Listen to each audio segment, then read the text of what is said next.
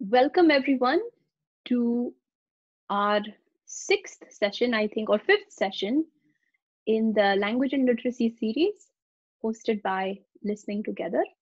Today we are going to talk about promoting literacy and reading skills, literacy as in reading and writing skills for children birth through high school. A little bit about us. The first picture you see is Aladini, who is our co-founder, director of our parent empowerment. She's a teacher of the deaf, currently in process to become a listening and spoken language specialist. Aladini speaks English, Kannada, Tamil, and Hindi. I am Uma Soman. I am a teacher of the deaf with a PhD in hearing and speech sciences. I'm a listening and spoken language specialist, certified auditory verbal educator, and I mentor professionals interested in listening and spoken language certification. I speak English, Marathi, and Hindi. And I'm the director of professional development. So I work with the professionals who are coming to Listening Together to further their knowledge and skills. We are super excited about this topic in particular because for a long time, reading and writing has been seen as what teachers do. Not therapists, not parents. Reading and writing is taught by teachers. And having been trained as teachers, we can provide insight on how professionals as well as parents can work together to present, to provide, to develop reading and writing skills. So Aladini, who is not on the screen, but is managing the chat, so you will see her responding to your messages in the chat, and I are happy to have you here today as on the public awareness webinar from Listening Together, which is a non-profit organization registered in the United States with the mission of empowering parents, training professionals, and engaging communities around the world, because we want to transform the lives of children who are deaf and hard of hearing. We envision an inclusive world where the child is born or how much money his or her parents have don't decide what kind of professionals they can access or what kind of intervention they can receive. We want every child around the world to have their best possible outcomes. As I mentioned, we have parent empowerment programs, which are individual group sessions that Aladini provides. And we have professional development programs, which I lead. These are online courses as well as individual coaching and mentoring. And we are now actually jumping into program consultations. So taking on an entire program and helping them improve their practices, protocols, and systems. Public awareness is our third aspect, and we do free monthly webinars with summaries on our website as a part of that. And this year we've been focusing on language and literacy. We also have a children's book called Stories of Maya and Sid, which I will talk more about today as we are talking about reading. So we want to hear from you, and that means I have to launch the poll. The poll will ask you to share whether you are a parent, a family member, a professional, student, adult, your language, if this is your first time, and what device you are connecting to us from. So I'm going to launch the poll, and I'm going to step away from the screen for just 1 second to close the window because the birds have started really chirping, and I think it will be very distracting. So everybody work on the poll, and I'll be back in 15 seconds.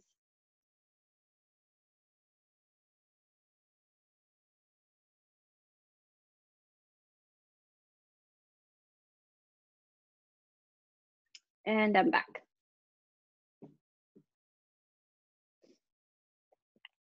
Okay, the answers are starting to come in. Love seeing that.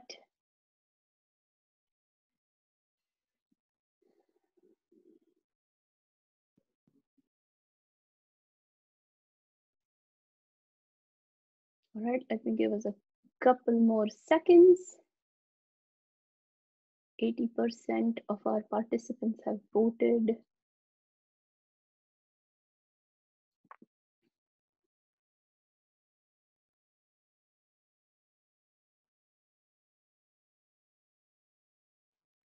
All right, a majority are joining us from their phones. Some are joining us from their laptops. This is new and different. That's great. Okay, I think the voting is slowing down. I will very quickly share results. So we see that we have about 60% parents, professionals and students make up the other remaining section. Many people who speak English and Hindi as their first languages. We have a lot of people who have other first languages. And I love seeing this balance. 50% of you are new and 50% of you have attended before. So thank you all for coming back. And I bet you have invited some of these new friends. So we appreciate that. Okay, so let's get started. As you can see here, you have the chat feature, which most of you have discovered. You have the Q&A, and the Q&A is for questions related to what I'm talking about. The chat is mostly for, if you have a comment or just, to chat, literally to chat. So if you have questions, put it in the Q&A. If you have a comment or such, just add it to the chat. That is all, and let's get started right on time. There is a lot in this topic, and I want to start by sharing objectives. What do I hope you all will get at the end of this hour? At the end of this hour, I hope you will be able to describe the link between listening, language, and literacy. You see that the objectives have also been written in Hindi. We will be doing the same session tomorrow in Hindi. So if you want to come again, or if you have friends or families who could benefit from this information in Hindi, you are welcome to send them on tomorrow. So the first thing we want you to get is the link between listening, language, and literacy. And by literacy, I mean reading and writing. We also want you to examine the impact of hearing loss on literacy development. A majority of you are here because you have some connection to children who are deaf and hard of hearing. Either you are a parent or you are a professional who are working with them. And hearing loss impacts development of reading and writing skills in a very specific way. And we'll talk more about that. And then some activities for literacy development for various ages. I want to say at the get-go, this is a huge topic. This topic is worth, like 90 hours of content, and I'm trying to put it all into basically 1 hour. So my goal is to really get into the big ideas and give you lots to take away with you. But anything in detail, if you're a part of our parent group, we can discuss that more there. If you're a part of our professional group, we can continue the conversations there. If you think this needs to be a year-long series, you can say that to us in our post-webinar survey. So with that, let's get started. I'm keeping a very close eye on the time today. So these are some of the common concerns we hear. We hear from parents all the time. My child can read words but does not understand what he is reading. My child can understand but cannot write a long answer about the question. Or spelling in English is very difficult for my child. Or sometimes even just very early basic questions. How do I start teaching my child to read? From professionals we hear, is teaching reading something therapists should do?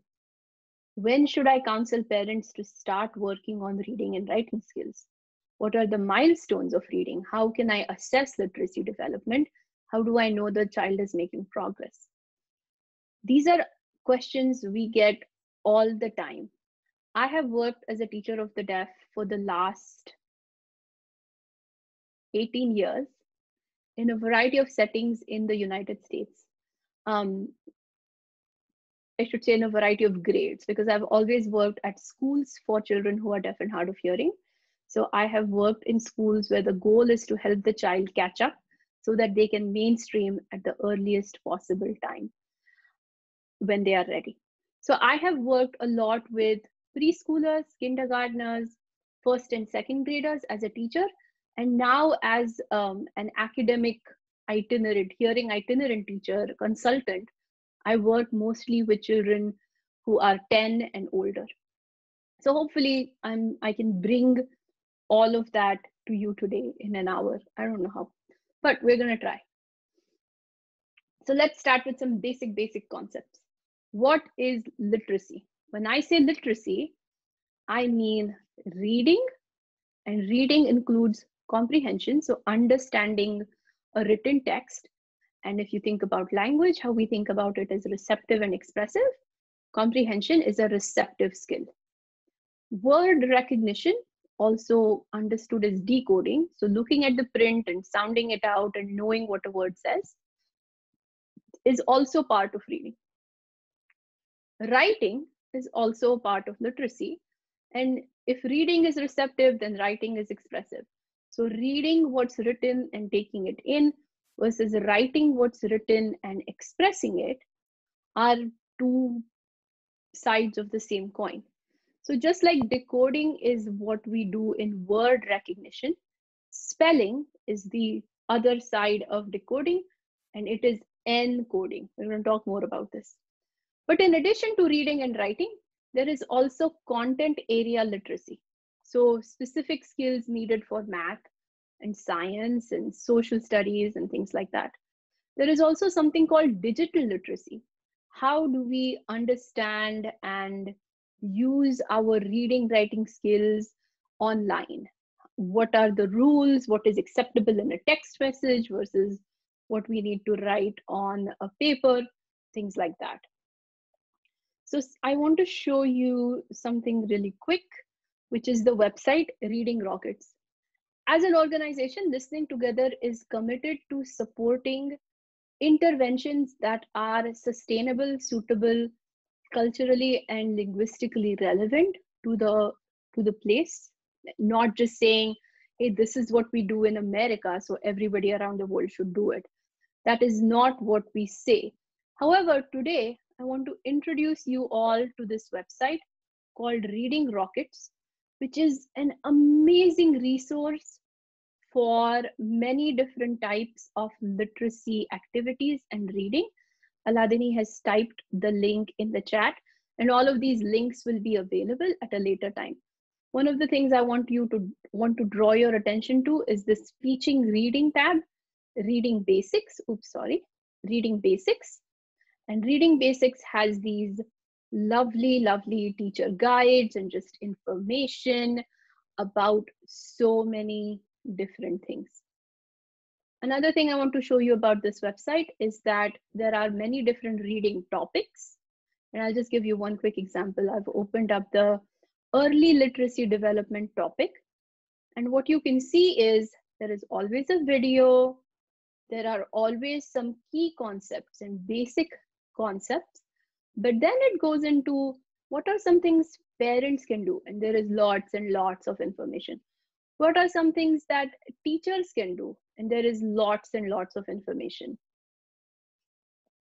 And then there are professional webcasts, so webinars, as well as research surrounding a particular topic, and then additional resources. There is no way anybody can read everything that's on this website, but I do think this is a really good website to have everything in one place. So I'm going to be referring to this website a lot today. This is not to say like this is the best website out there, but we do think this is a really helpful website. All of this is available for free to anybody around the world, and we really appreciate that. Okay, coming back. Okay, so I talked about reading rockets. I want to hear from all of you. What happens when a child does not have age or grade appropriate literacy skills? So grade as in standard, 4th standard, 5th standard. What is the long-term impact of these limited literacy skills? I would love for you to type your answer in chat.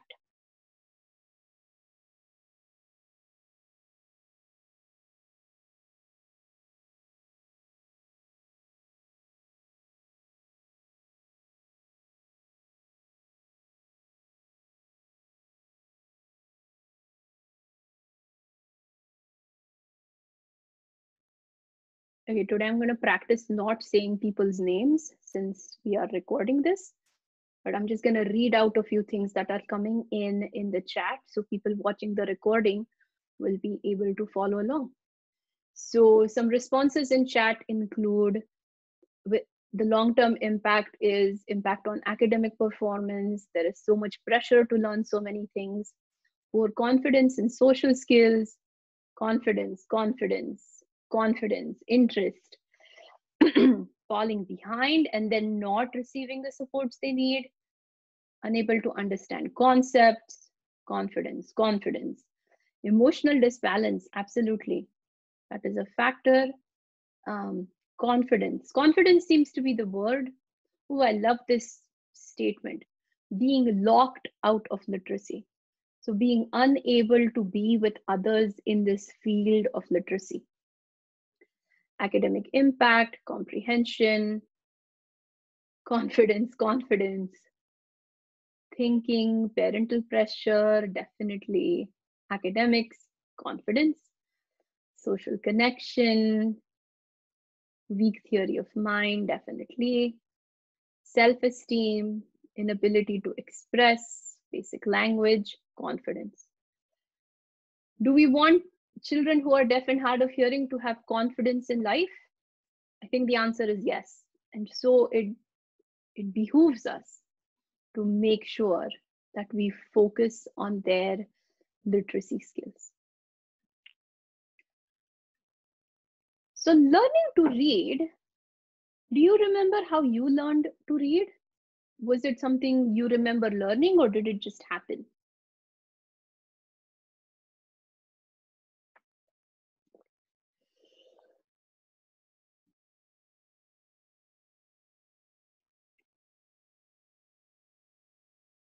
For many children, they might remember reading a little bit, but many children don't remember everything about learning to read.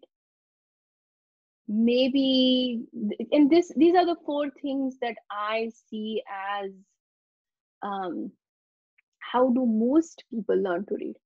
They learn to read because they have some exposure. They learn to read because, they saw books and words around them. They were receiving instruction. They got some opportunities, and then they were motivated to learn to read. We assume that children will have the ability to hear, speak, learn language, and think, to learn to read through exposure, instruction, opportunity, and motivation. Does that make sense? Give me a thumbs up, a yes. If you have a question, put that in the Q&A. Okay. So because we assume hearing, speaking, language, and thinking for learning to read, when any one of these factors is impacted, we see difficulty with learning to read. So let's dig into that a little more. We talked about literacy as being reading and writing. And reading and writing are connected and dependent on each other. Learning to read and write is connected and dependent on each other. We know that listening and speaking are connected and dependent on each other. What is interesting to realize and understand and really take into account for children who are deaf and hard of hearing is listening and speaking is related to and impacts reading and writing. Let me say this again. This is the foundation of all things reading and writing for children who are deaf and hard of hearing. Listening and speaking, so auditory skills, speech skills, language skills, so vocabulary, syntax, will impact how children learn to read and write. If that sounds good, if that makes sense, give me a thumbs up or a yes in the chat.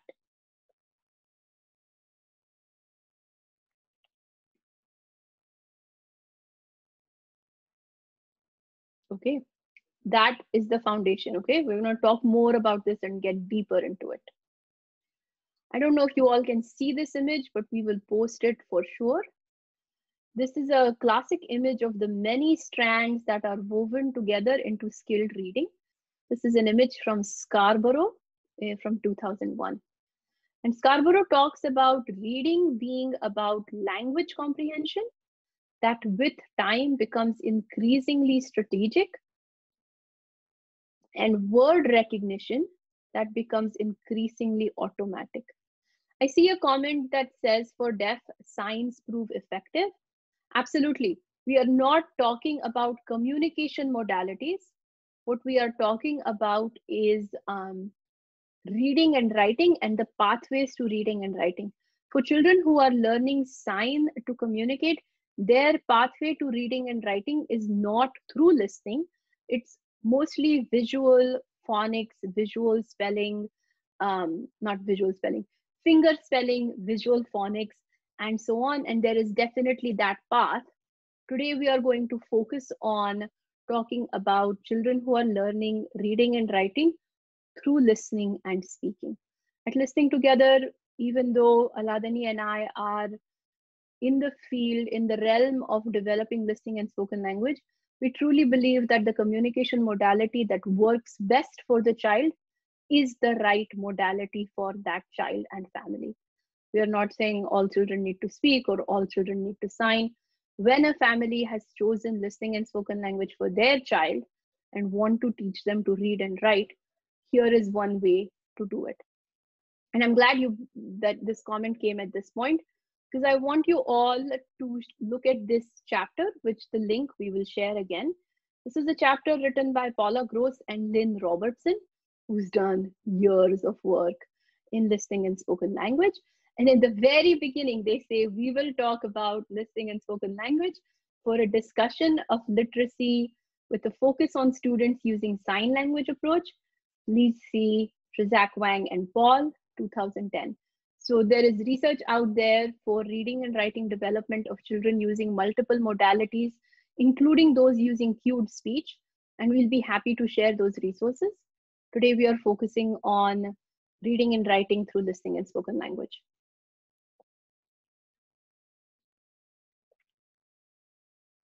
All right, reading and word recognition. So going back to that strand, this is what it says. Word recognition is deciphering the written code. Phonological awareness, so understanding syllables, phonemes, what phoneme is at the beginning, what phoneme is at the end. And I'll tell you just a little bit about that. Here is the link. Again, we're going to post these links, but I just want to show you what it will be like. So this page describes 5 levels of phonological awareness and how it is related to phonemic awareness and what those steps look like, and for teachers, for classroom strategies, for parents, and as well as a lot of research that's been conducted. So you will be able to go and read about this at a later time. But phonological awareness essentially is the child's ability to listen to the sounds in a language, think about the sounds in a language and know them, manipulate them, look at the syllables.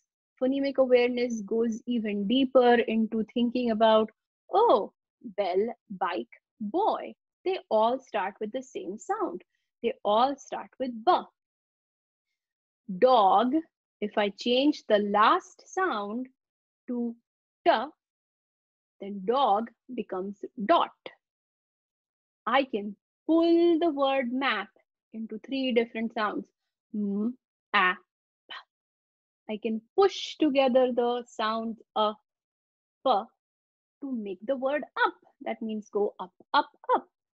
That's part of phonemic phonological awareness.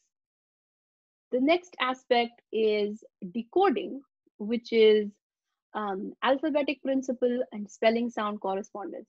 So knowing that B says ba, knowing that E says eh, but sometimes it also says E, and if it is following another vowel, it might say something else. right? So that goes into spelling. I mean, that goes into decoding when you are reading, but it also goes into spelling. So alphabetic principle and spelling sound correspondence are key features, that are also available for additional reading on the Reading Rockets website, and we won't go into it right now. The third aspect is sight word recognition, which is, common words that we don't really decode. For example, the word the, T-H-E. If a child tried to sound it out, it would be t-e, t-he, but that's not what it is. We just learn to look at the word the and say the. Those are sight words, and here is another website that will help you get lots of information about sight words. So to be good at phonological awareness, alphabetic principle, and sight words, you have to have certain audition, language, speech, cognition skills. So let's look at that. To be good at saying and hearing that B says ba, you have to be really good at detecting the sound, discriminating the sound, and identifying the sound. So you have to be able to hear the difference between ba and pa. So let's take the example of the words coat and goat. So if you can't hear the difference between ka and ga, so C and G in this case, you won't know if I'm saying coat or goat. I saw a coat or I saw a goat is very difficult to discriminate, or very difficult to, hear and decode and read if you don't hear these differences. If you can't comprehend and remember auditory information, then learning to decode, learning to read is going to be challenging, because you have to remember sequences of sounds. Speech skills, if you can't say k and g differently, C and G can't be produced correctly, learning to decode it when you're saying k, o, t, coat, might sound like goat, which then impacts reading, comprehension, as well as spelling. Language, vocabulary is also critical in this situation, because you might be able to say coat and goat, but you don't know what they mean. So it doesn't matter that you can read them, or maybe you know coat, but you don't know goat, and you just assume it's goat. You read it, but it doesn't make any sense. So even though this is about decoding, it is tied into comprehension. Sometimes you try to read a word and you think, you know what, I know a word that's very similar to that. I bet it's that word.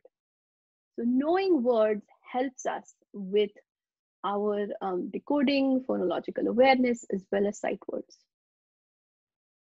Grammar, sentence structure, parts of speech and connectors, it helps to know that ed says ed and it's a past tense, and you just know it, and as you are reading it, you read it quickly. Cognition, which is just the thinking skills needed, pattern recognition, and memory.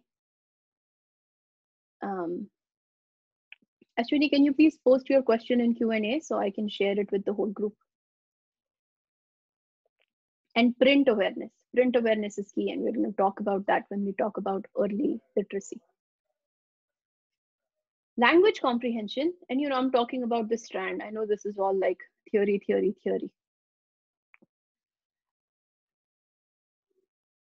Comprehension, good comprehension depends on ability to know background knowledge, so the facts and concepts associated, vocabulary, so the breadth, like how broad your vocabulary is, as well as how deep your vocabulary is, and the links between those. So maybe you know the word electricity, and maybe you come across the word electrician.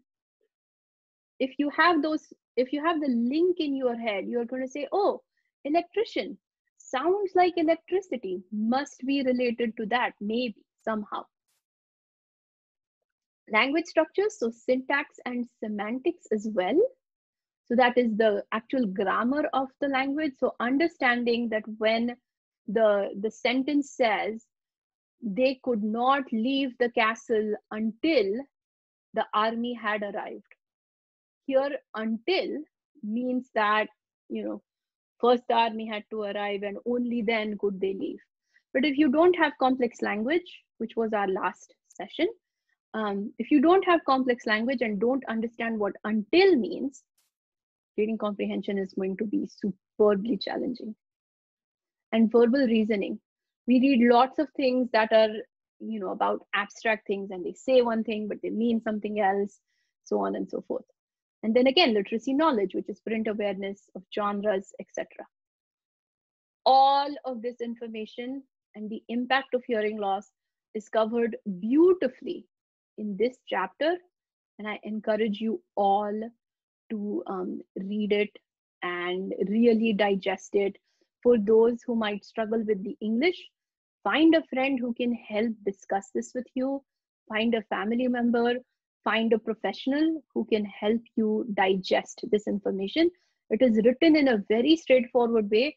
You don't need to have a degree in anything to understand any of this information, which is why it's one of my favorite chapters to recommend to parents as well as professionals. And again, as you can imagine, reading comprehension, success in reading comprehension depends on the ability to learn through listening, access to the phonemes of the language. It depends on the ability to articulation skills to sound out words as you are reading, as well as understanding word meanings, word organization, as well as figurative language. Again, complex language and sentence structure, comprehension of word order and meaning, and cognition of certain background knowledge, as well as verbal reasoning. So I've given a couple examples. Let me give one more. And this is something I see very commonly in children who are, like 8, between 5 and 8. I see this a lot. So maybe they're reading about something, say they're reading about a field trip to see dinosaur fossils, right? Like the school is taking a trip to go to a museum to look at fossils, dinosaur fossils. There are many things here. Let's go back one slide real quick. There are many things here that if you don't know, because you have been impacted by hearing loss, you are not going to understand the story. So the story starts with, oh, we were going on a field trip to a museum. You don't know what a museum is because you don't have that background knowledge. It's not going to help. So there's, one, okay, we already don't know what's happening. At the museum, we were hoping to see many, many fossils. Well, maybe you know the word bones, but you don't know the word fossils because your vocabulary is lacking in breadth and depth.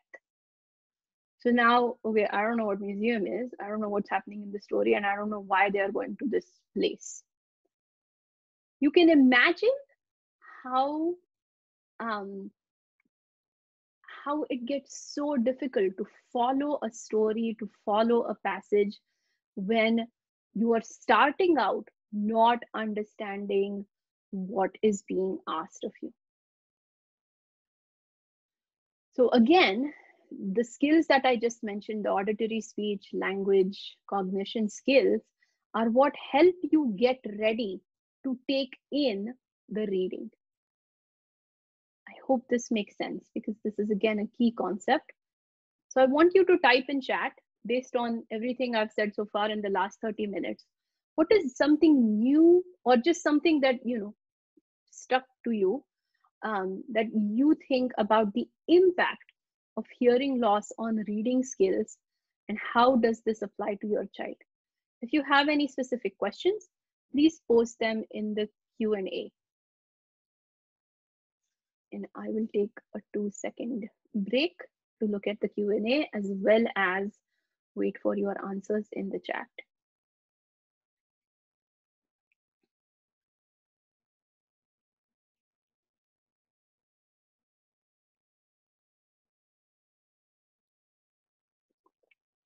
I'm going to answer this question while it is here. The question is, my son, 16 years implanted at 6 years age, feels confused in hearing few sounds. Will it be difficult for him to become better now? The ability to hear sounds depends on how good the mapping is, how good the speech perception is, the programming is, but how good the speech perception training is. You can learn to tell the difference between sounds at any age, but it depends on how the hearing technology has been programmed. If there are specific sounds that your child is struggling with, it would be good to make a list of those and take them to the audiologist to say, please map according to this.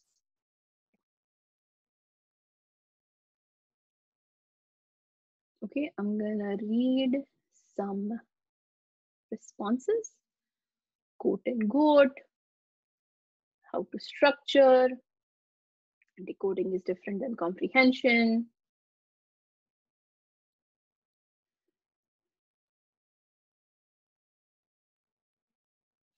Hearing aids might prove ineffective, but if the goal is listening in spoken language, we have to look at hearing technology that might support that goal. And if that is not possible, then other communication modalities should be considered in addition to the auditory input.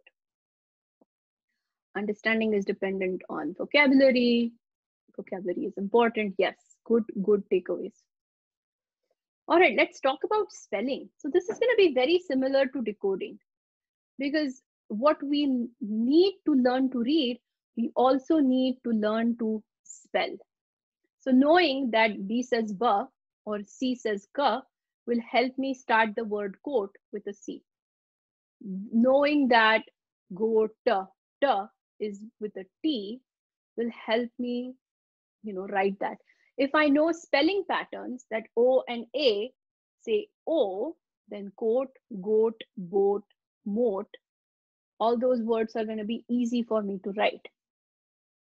And when I understand that sometimes, like for example, the word clean and unclean, if I know root words and prefixes like un and dis and in, or suffixes like shun, electrician, or electronic, ik, then it helps me add those components to the root words that I know. So spelling and what it takes to learn to spell is also very important. I saw a question that came about spelling. So let me answer it while we are here. Is there a rule set for reading? Because phonemic awareness might be good, but there is a need for different CVC rules to be followed. Learning to spell, and spell English in particular, is challenging for many children. I would, and I'm going to make that recommendation later on, I recommend any reading programs that actually build on, take into account the ability to listen, discriminate, read, and discover your own rules. One program that I have used time and time again with my students is called Words Their Way. And I don't know if I pulled that up. I didn't pull that up, but I did put the link in the session. So Words Their Way, the books are available on Amazon. It's a complete set of books, so you can, look at that. All right. I'm looking at the other questions and they will be answered as we go on. Good. So again, written expression, what does it take? It's not just, hey, write a sentence. Writing a sentence or writing a long answer, which seems to be the trouble for many children, many older children, is not just writing the answer, but knowing the mechanics of writing. So, oh, I have to follow a subject verb or object sequence.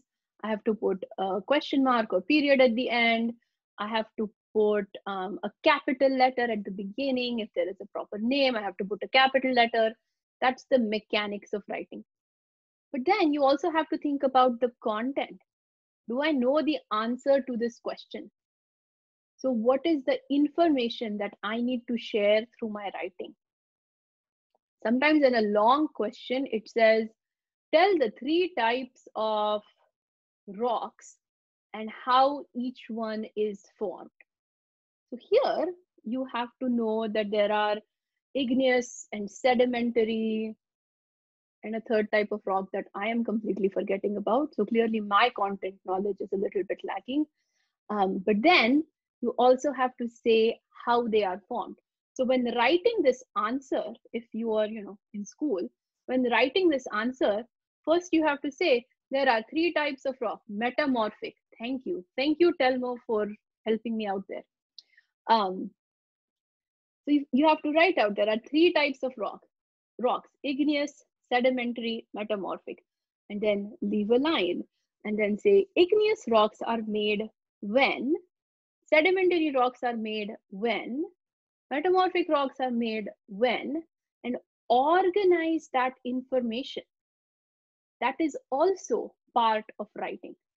If you take it all the way up to high school, this is where you have to write essays that are about information or compare and contrast, or would you like a 4-day school week?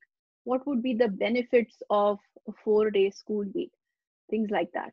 So mechanics of writing, content generation, writing process, and writing for a specific purpose are all factors that inform how children write. And guess what? The same listening, speech, vocabulary, language, and cognition skills that are required for reading comprehension are also required for written expression to some extent. We also want either fine motor skills to write or fine motor skills to type, or if neither is an option, a way to express, maybe even dictating the answer using the speech to text option. Okay, let's pause here for a second. What is something new you learned about writing skills?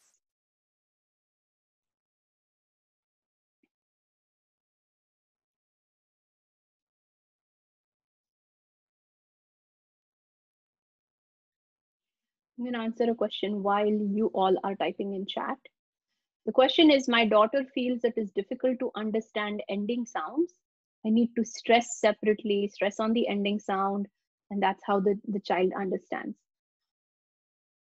I think this again comes to auditory access. Can the child hear the softer sounds in the language, in the word? I think it's fine that you have to stress them, but I think it's then important for this child to make sure that those are accessible, and maybe noise is a factor. And that's where using an FM or a DM system like the Roger touchscreen or the Roger pen would really come handy. Children, when they start to read, get better at knowing final consonants and morphological markers and the eds and the ings and the plural s. But it's a give and take process. Sometimes you need to hear it, sometimes you need to see it, but through a combination of both, you can learn it. Okay, I am reading. Okay. Yeah, the morphological markers are highly linked to what you can hear. Sequence of information, subject and structure to present it. Absolutely great takeaways. Thank you for typing and participating. I appreciate it. So just to summarize, does this figure make more sense now? Do you see how listening and speaking and reading and writing is all connected? If you have questions about the importance of grammar, maybe just put it in the Q&A and I'll be happy to answer. I love the comment of, yes, this is a very complex process. It absolutely is. It is a very complex process, and anybody who, sort of is saying, my kid is doing well, but not reading, there is a lot underneath it. Think about an iceberg, right? Like from the Titanic story. You only see a little bit at the top, but there is a huge mass of ice under what you can see. So not being able to read or write has this whole other invisible thing that is happening. And typically, general education teachers don't have this information. So a deaf child's reading difficulties might be starting to, oh, the child is just not paying attention, the child has memory issues, maybe the child is dyslexic, maybe there are learning disabilities, is something that people tend to jump to. But when you start to think about the link between listening, speaking, reading, and writing, you can keep coming back to, do they have the foundational skills to do the reading and writing in their listening and language? Okay, I'm looking at a few comments and they are very heartening. Very nice. So what can families do? I've just laid out all these problems. What can professionals do? And when should we start? I think the answer is today, right now. You can start at any point, but today is an awesome day to start to work on some of these. So according to my clock, it's 11:45. This is an hour and 15-minute webinar. So technically we have 30 more minutes. I want to spend 20 minutes going through some activities for different age groups and leave the last 10 minutes for questions. I see many questions are starting to come in. I hope by the end of the 20 minutes, some of your questions will be answered, and we will go from there. I want to answer this question live, which says, how do we relate chronological age and implant age to literacy milestones? I would add one more factor to it. I would think about what the child's language age is. So in terms of implant age, the age could be, whatever. What I'm more interested as a teacher in is, what's the stage? Is the child still at detection stage? Or have we moved past to discrimination and comprehension and memory? So while how long the child has worn an implant matters, what matters even more is what they have done with that time. Have they learned the language that, say, the implant age or hearing age, because we also want to consider children who are using hearing aids. Say the hearing age is 2 years, chronological age is 4 years. What is the current language age? So if the language is that of a 2-year-old, you are going to have a difficult time teaching reading like 4-year-olds do. So not only do you have to consider chronological age, but also hearing age and also language age. I hope that makes some sense. If there is potential for intellectual disabilities, low IQ, that is one more factor to consider. Okay, children 0 to 3. Did you know that you can start teaching your child learning to read and write as soon as they are born? A lot of pre-literacy work happens just as children are learning language and learning to develop their listening, speaking skills. Those are considered pre-literacy skills. So let me just give a few examples here. In the 0 to 3 age, and I'm saying chronological age only because eventually children have to catch up and go into schools that are based on their age rather than stage for many, many, many children. I see several questions in the chat. I would encourage you to put them in the Q&A, and that way we'll be sure to answer it. So in the 0 to 3 years, the goal is develop listening, language, and pre-literacy skills. And what we want to do is, first and foremost, ensure that children have adequate auditory access. If the family is choosing listening and spoken language as communication modality, if spoken language is the communication modality, we have to make sure that children can hear all the speech sounds with their hearing technology. If that is not possible, we have to very seriously consider what other types of supports the child will need to develop language and communicate successfully. So the first step is to ensure that the child has adequate auditory access. This means really well mapped or really well programmed cochlear implants or hearing aids. This means consistent device usage, eyes open, ears on.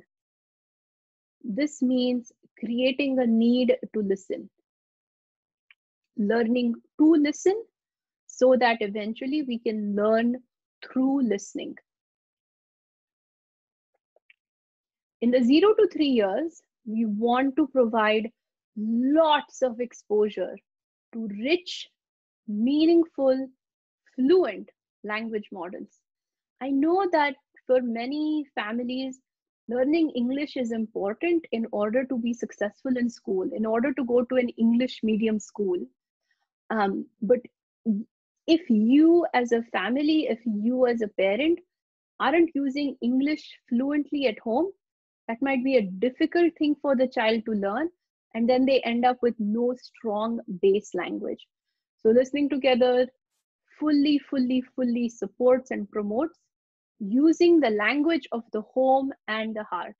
So we want lots of exposure to rich, meaningful, fluent language models. And that is actually helping your child read and write in the future. Start reading to your children and incorporate listening and spoken language strategies. So I want to show you a couple different things in this. Hearing First is a website that focuses on intervention and supports for very young children. They have an ebook that is about growing listening, language, and literacy skills, tips for LSL, listening and spoken language, interventionists. So this is teachers, this is therapists, this is anybody who's working with young children. If you look at the book, it is very written in easy language, and the first chapter is about reading with babies. The second chapter is about benefits of books. The third chapter is about making your own flap books, experience books, and what to do with a reluctant reader. I saw a question saying, my child is not interested in reading books. My child is scared of books. What can I do? I think you'll find some answers here. It is a free download. You don't have to be a Hearing First member to do it, but there are many other resources, so you might want to consider doing that. The other thing I want to show you is this website, which may or may not open. We'll come back to it. But there are many children's books, books that children enjoy, books that are made for babies. The read to your children culture is very strong in the US these days. There has been a lot of effort put into educating communities, creating awareness about the necessity of reading to babies so that they are ready for school and such. So there are many beautiful books you can read to children. Actual reading is preferred, but if you don't have access to books, there are many opportunities and options online. I'm going to close this Storyweaver website and I'm going to open it again in a minute. One set of resources I have really been using, actually not 0 to 3, so I'll come back to this in a minute.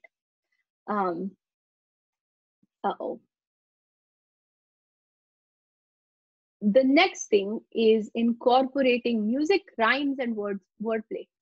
Music is really helping your child learn and grow and get ready for reading. This is the website again, Reading Rockets. You know, this is the way we change your diaper, change your diaper, change your diaper. That's right. That's what we are singing about. This is a core listening, responding language activity that's going to set up your toddler to do great things as a preschooler. Take a look at it when you get a chance. And then the other thing I would highly recommend is creating a literacy-rich home environment. I want to bring us back to this resource on early literacy development and the home literacy environment checklist. Children learn when they have access to materials. Children learn when they see adults reading, when they are read to, when there is the culture of reading. I would encourage you to look at this checklist to see what is needed in your home environment to help your child be a strong reader. This is available for the home, for the classroom, as well as for the childcare settings. If you are a therapist joining this meeting, I would encourage you to look at the literacy checklist for classroom to give you ideas for how you can look at it. There is actually research done specifically in children who are deaf and hard of hearing by Sophie Ambrose out of Boys Town National Center, I'm pretty sure. And Dr. Ambrose's research looks at what is the home literacy environment, what are the parents doing, and how does that help a deaf child's language development. So I highly, highly, highly recommend looking at this. And then you want to monitor the development of language and pre-literacy skills. Again, let's go to the, where did it go? Let's go to this and go back one.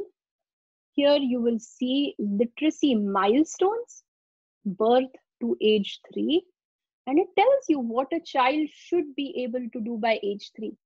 As you are looking at it, I want you to think about, does my child have the necessary auditory, speech, and language skills to do some of this, to show that my child knows? Names some objects in a book is going to be highly dependent on your child's language skills. So again, working on the prerequisites is going to be important for reading and writing. Children 4 to 5 have a lot going on. This is crucial time to learn to read. So the goal here is developing early literacy skills and expanding language skills. Children hopefully are transitioning from learning to listen to learning through listening. We are working on development of higher level vocabulary, complex language, and higher order thinking skills. At this age, we want parents to read a variety of books on a variety of topics with the child.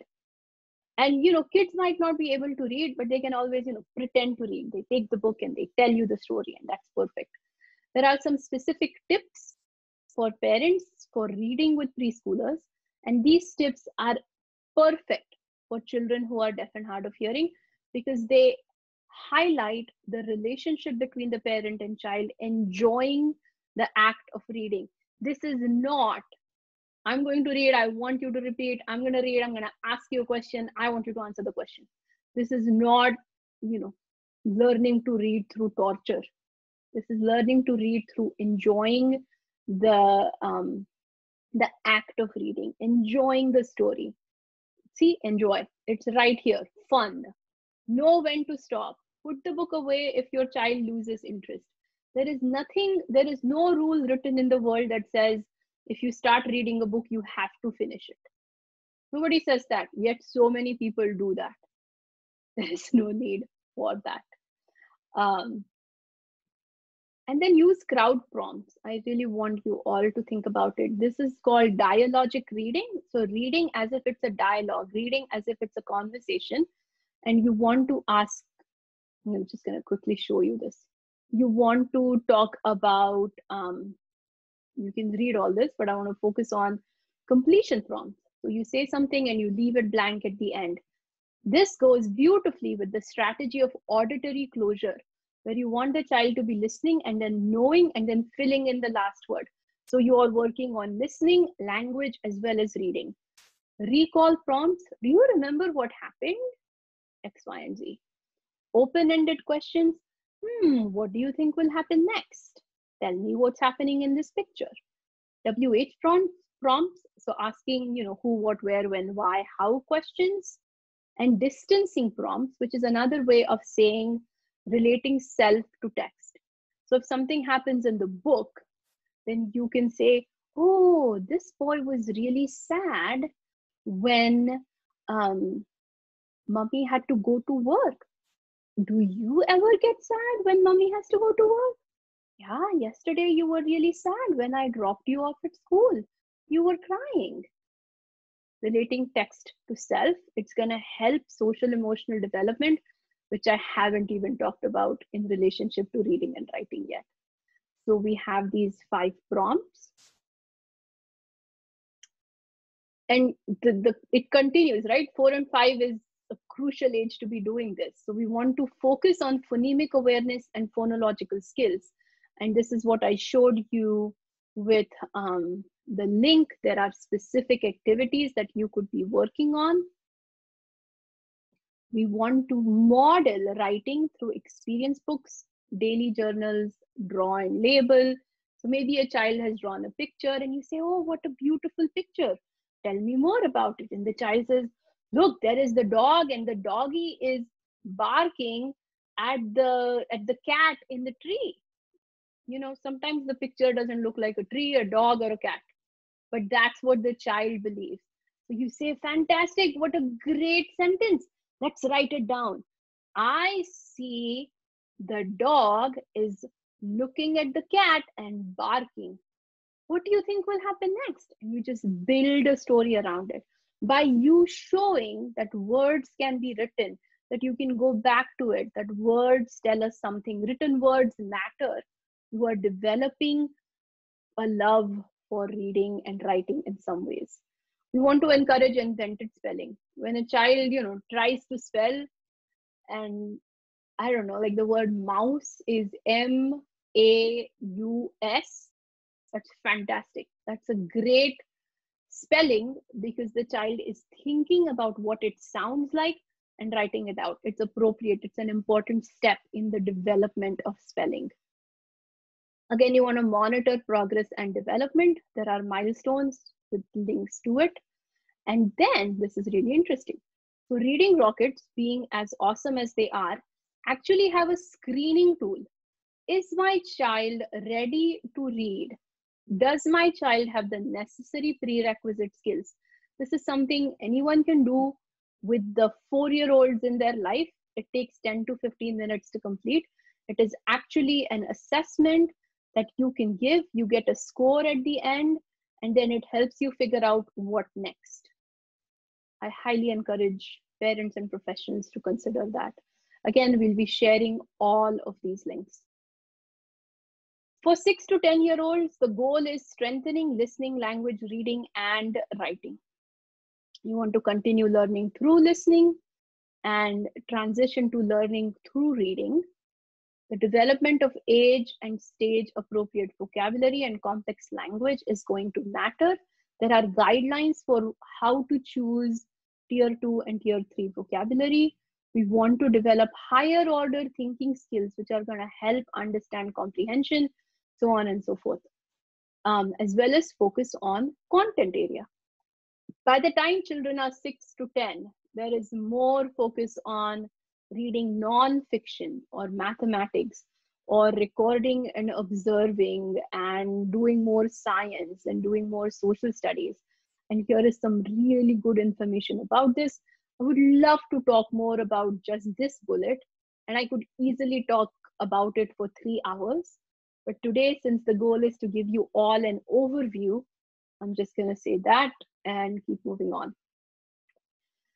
And you want to continue with shared reading. So now the child might be able to read independently. So you don't have to read everything to the child. The child and you might be engaging in some shared reading. And this is something dear to my heart. When you are reading, choose books that are mirrors where the child sees themselves, that are windows where the child is learning about someone else, and when there are doors that create new paths, that create new opportunities, that open new worlds. I can't say enough about why choosing books that are relevant to your child is important. Let's see if Storyweaver will come up. Okay, apparently not today. But Storyweaver is a website that has many books free online in multiple languages, multiple Indian languages, multiple foreign languages, English, Arabic, French, Spanish, that can actually be used with a wide range of kids. And what I love best about it, it reflects the life of the child. So there is a book called I don't know what it's actually called, but it's about this girl who is eating like seasonal fruits and snacks and jalebis and idlis, and it's just so culturally rich.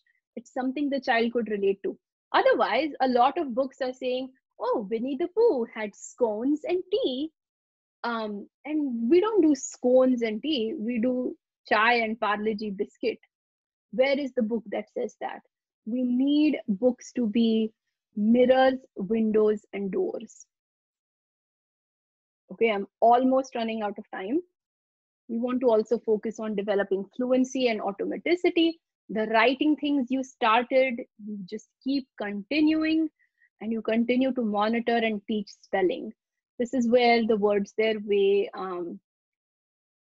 book is a really good resource. We want to monitor progress and development. And now we really want to assess listening, speaking, reading, and writing to make sure that they are developing together, that there are no holes anywhere, because otherwise it's really going to hurt us after the child is 10 years old. Once the child is 10 years or older, we are moving towards mature language and literacy, learning through listening, language, and literacy. Development of agents, I mean, it's very similar. We always want to keep expanding vocabulary and language. We always want to keep expanding higher order thinking skills. We always want to keep expanding literacy. By the time children are 10, there isn't a lot of new stuff that they are going to learn, new skills, I should say, as much as they're just going to keep expanding. And shared reading.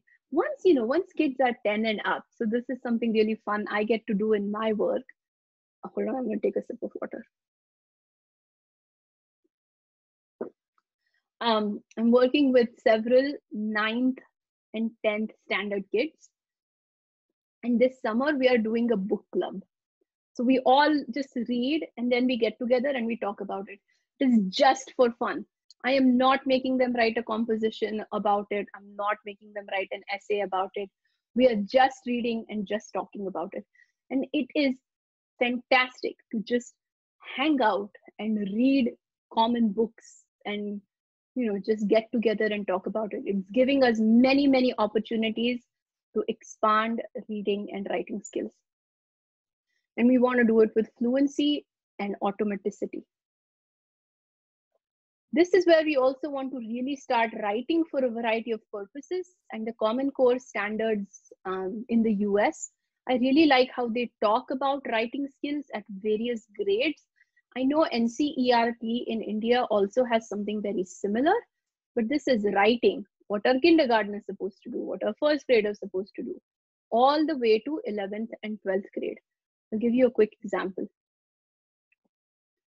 So in 3rd standard, children are supposed to be able to write opinion pieces on topics or texts. So they are supposed to introduce a topic, state an opinion, and talk about their reasons. I think we should have, today I'm going to talk about recess. I think we should have longer recess because it is fun to play. It gives me a break. When I move my body, it helps my brain to think. So if you can say it, then you should also be able to write it. So I personally, I know people are not thrilled about the Common Core sometimes, but I really like their writing standards because they tell me as a teacher what is coming next. Summary. Okay, not bad in terms of time. Take a second and read. And I'm going to look through the questions and we will tackle the questions next.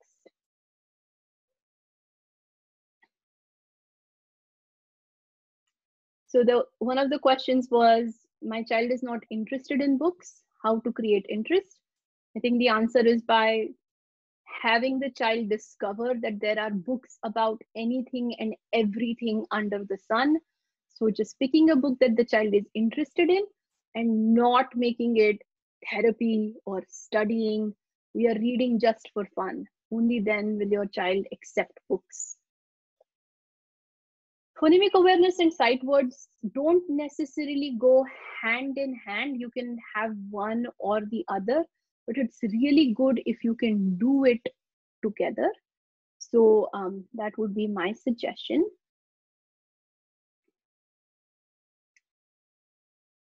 7+-year-old is not able to understand long sentences. I would say this is related to, if it's auditory comprehension and memory. If it's reading, I think it's reading comprehension and memory, as well as vocabulary and grammar. So it would be important to figure out what the breakdown is. How to develop interest in reading. Find books on a topic that the child is interested in. I'm currently reading way too many books for my liking on the topic of migration. So whale migration, butterfly migration, hummingbird migration, wolf migration, because that is what one of my students is really interested in. So I'm like, whatever, we'll read about migration. Finding books that, you know, help children think and learn are what will be important. I'm seeing some questions that are not exactly related to this topic, so I'm going to dismiss them for now, but I'm going to give you some resources.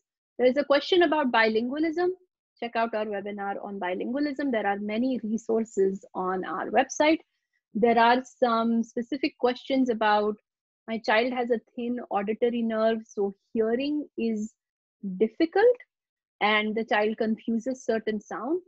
My suggestion is, if the child can't do it through hearing alone, you should be considering relying on lip reading, or relying on cued speech, or relying on visual phonics, and if it's not auditory accessible, making it visually accessible.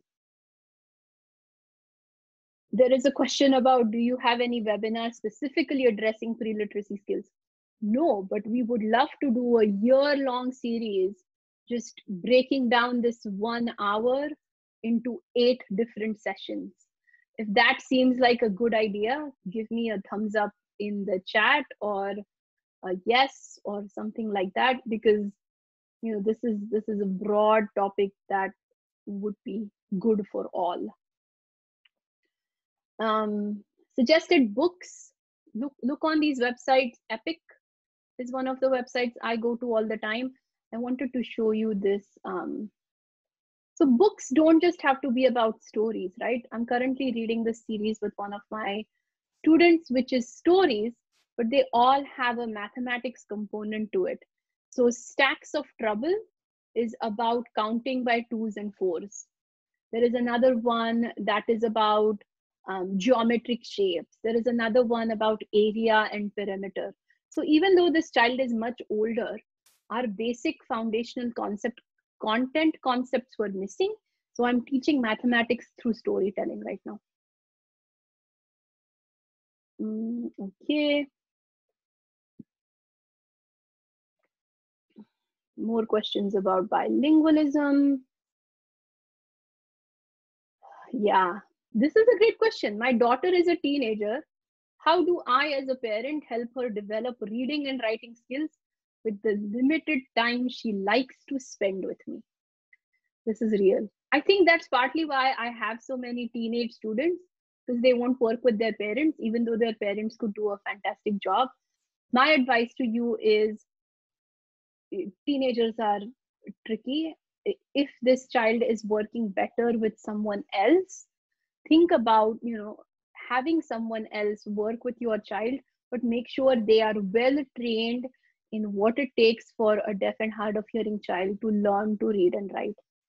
Teenagers are tricky. There is nothing easy about them, nothing easy about teaching them. So I think you have to take into account your child's interest and willingness to learn. And if it's not with you, then find somebody else.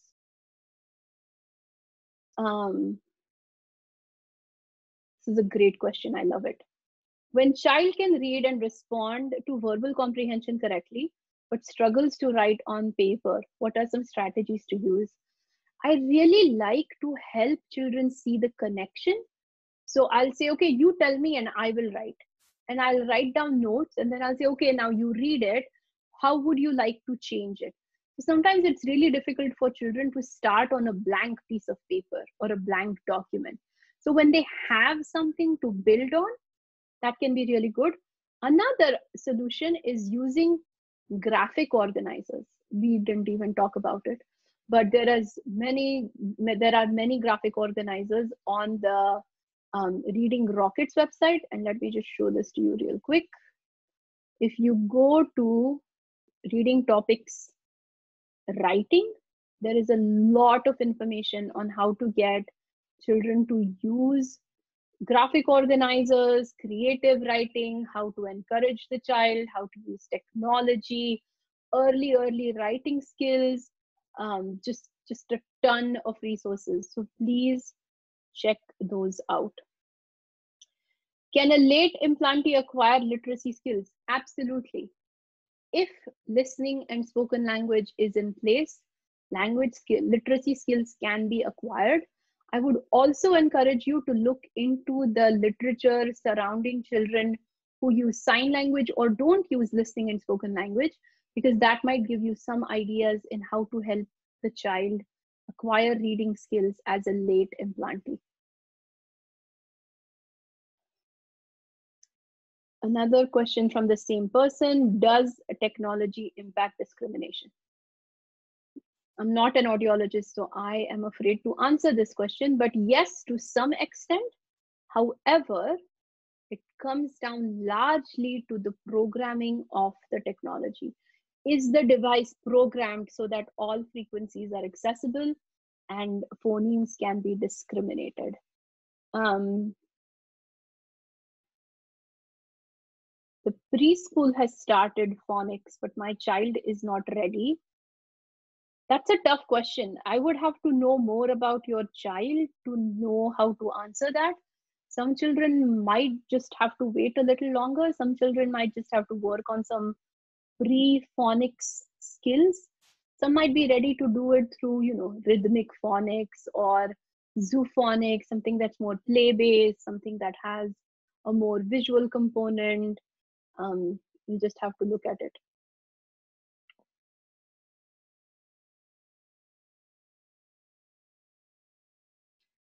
How to encourage a child to express using language while writing? I hope you have gotten an answer to this question. Again, I would encourage you to go to the Reading Rockets website to see more answers. The questions I have remaining here are about attention, bilingualism, and language development. We have done a webinar on bilingualism. We have done a webinar on complex language development and vocabulary. I encourage you to go and look at those. You can find those on our website. You go to free webinars. It has vocabulary development, early communication, mainstream settings, and bilingual development. The website will undergo some change in July to better organize this information. but this information is available. If you can't find it, or if you can't open the website for some reason, please contact us. We have discovered that there are some users who have had difficulty opening our website, but it's a browser user side issue, not a website issue, but we'll be happy to help you through it. Okay, I'm already 5 minutes over. So tell me what your takeaways are. How does this apply to your current situation? What will you do differently as a parent or as a professional? And how will you share this information with parents? What questions do you have, if any? There were a lot, and I think I have answered most of them.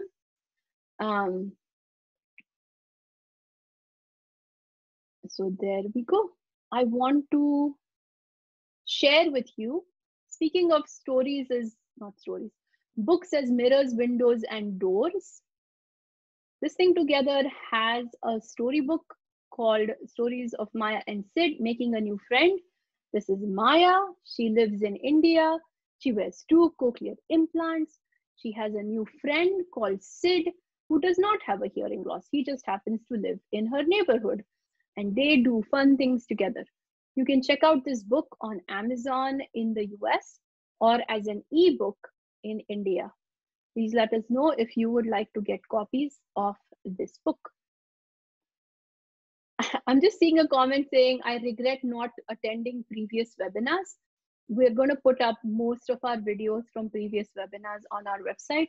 So you should be able to see the videos from all of these webinars. Oops.